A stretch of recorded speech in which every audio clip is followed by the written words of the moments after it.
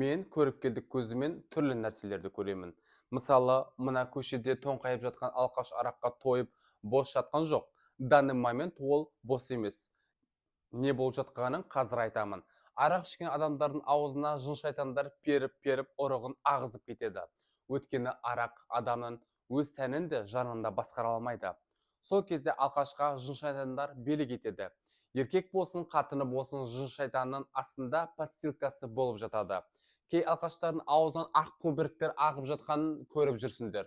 Олар белая горячка емес, жын шайтандардың ақ ұрығы.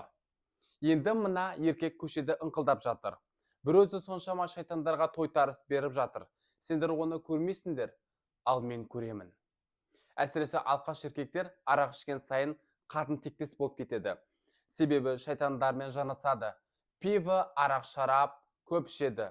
Еркектердің емшегі өсіп кетеді, қатындардың істеріне араласып, еркек болудан қалады.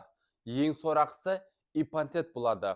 Ол дегеніміз шайтандардың общий трапкісі болып, мүшесі тұрмайды. Ей алқаш, сен де осылай шайтандардан астында жатқың келсе, арақ сені тірідей көрге кіргізеді.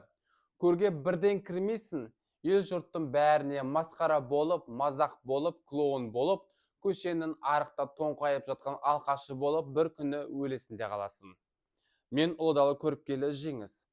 Жақыныңыз, күйеуіңіз, әйеліңіз, ініңіз, досыңыз арақты қашан қояды, не үшін арақты ішіп жүр, басында дуа бар ма? Мүмкін сол араққа оқытып бір нәрсе салып берген шығар. Сол шайтандардың подстилкасы болып жүргеніне не себеп болды?